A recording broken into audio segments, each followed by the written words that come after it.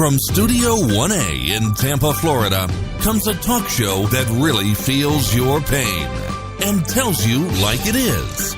We love America and all that freedom-loving Americans want to protect.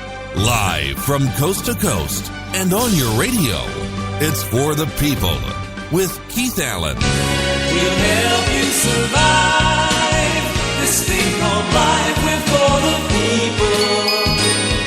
Whatever your source of stress or strife, for the people is there. Well, hello, Mr. and Mrs. America. I am Keith Allen, and proudly welcoming you into this Thursday's edition of For the People. It's October the 5th. It's 2017. In case you didn't know, we're already in a new month, and I am guessing what I should have probably already done that some of you probably already did at your house. Some of you are just way ahead of the curve when it comes to the holidays, and some of you ladies, you're impressive. You've already got the outside all decked out for Halloween, and I enjoy the holidays. I look for any excuse to just be a kid, and if that's okay with you, I'm going to break out my pumpkin. I'm not going to do like the pumpkin dance, okay? We'd have to do a live YouTube video or Facebook Live video if we're going to do that, but I have this pumpkin annually that I pulled out since I've been in this studio location for 8 years. It marks the 8th year that I've been here on West Kennedy next to Fox 13. That's where we do this radio show from. But it has a little bulb, and it goes into the pumpkin. And you get the point. It lights up, it illuminates, and it's just festive. And it looks remarkable. And, you know, you got the fall festival stuff going on, and you got the pumpkin lattes at Starbucks, which is always nice. I don't try to drink too many of those. It's just, I know you get it low fat. Low fat's good. I guess I can do that. Watching my figure, trying to do that. Hurricane Nate was a tropical storm. It's turning into a hurricane. It's going to hit Florida, Alabama, Mississippi. It's not going to be that bad for us here in the Bay Area. It's going to be probably at best, a rainmaker, and it's not like we need more rain, but the river's rising and things like that for people that live in low-lying areas, not a good thing, but that's basically the extent of that. All eyes in the tropics, and if you live in Mississippi, you live in Alabama, and these things can continue jogging, and it hits the Gulf waters. You know, it can fuel up, and it can do a lot of skipping around, and as we saw with Irma, those things can definitely change their minds depending on the jet stream and Mother Nature and all that stuff. No weather equipment, not even the Fox Tower, can project sometimes what these things exactly will do. They have that cone, as they call it, of uncertainty. Well, we watch that and we pray, obviously, there, and still remembering those lost in Texas today. Our hearts just full of love for those right now, and understanding, and just spiritually hold these people and hold them up in prayer for the Prince of Peace to hold them in his arms and comfort them, because sometimes there just really is not too many things that you can say to make somebody feel better when somebody dies, and especially in that way. That's just... It's really hard, because you take somebody's sunshine away. It's just life's different. And some of you have lost loved ones unexpectedly, and you kind of know how that feels. Yesterday, I would want to say that Donald Trump did a excellent job with first responders, and for also a gentleman that got shot in the leg. I thought it was just superb. This man got up, and he was in massive pain. But in light of all the kneeling for the Star-Spangled Banner and all the disrespect shown, he said, "I will stand for my president." And here's a little of that audio. I want you to listen. This guy looks tough to me. Thank you so much for being here. Appreciate it. How's it going? This guy looks tough, but it's a viral video. So if you're into videos, you like to watch. I mean, they say if a picture is worth 1,000 words. It's huge.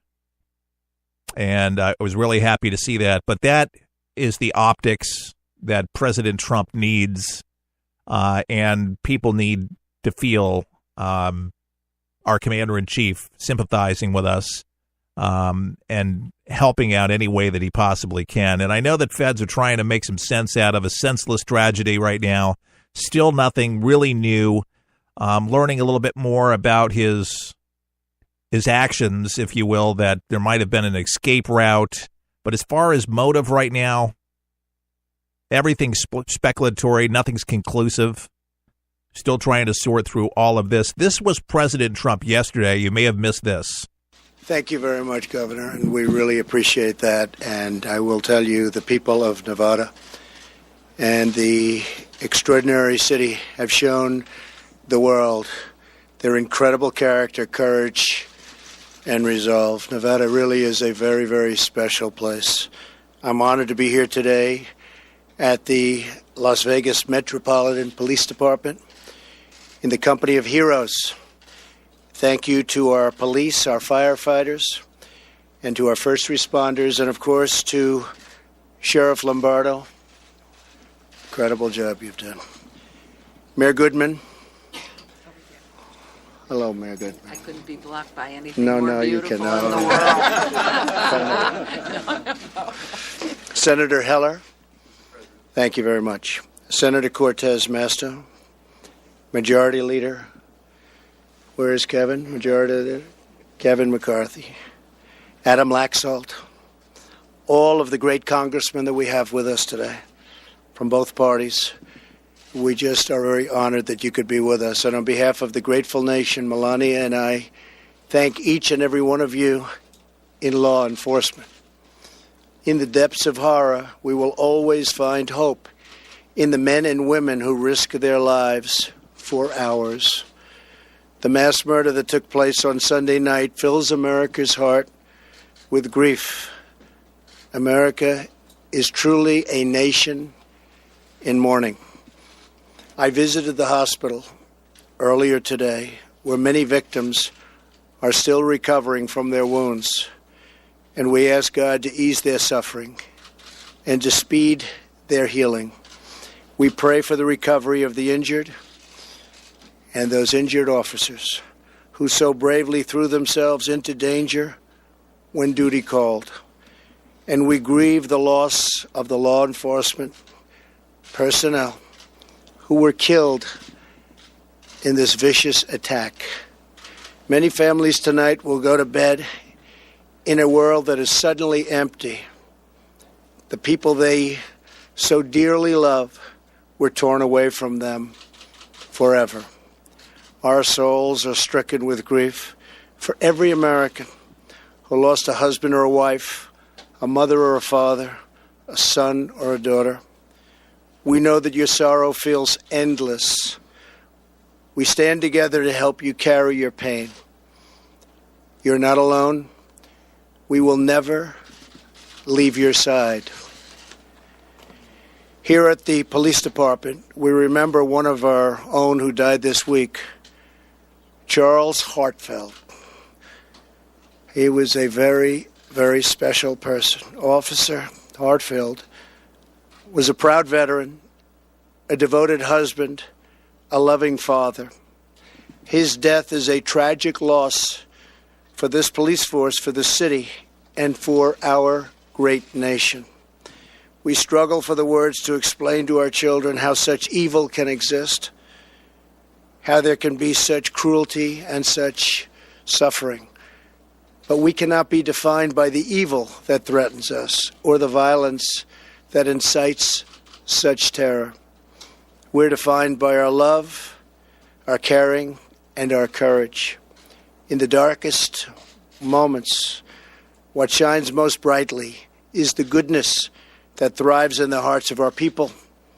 That goodness is our lighthouse, and our solace is knowledge that the souls of those who passed are now at peace in heaven. Here on earth, we are blessed to be surrounded by heroes. As one eyewitness recounted this week, while everyone else was crouching, police officers were standing up as targets, just trying to direct people and tell them where to go.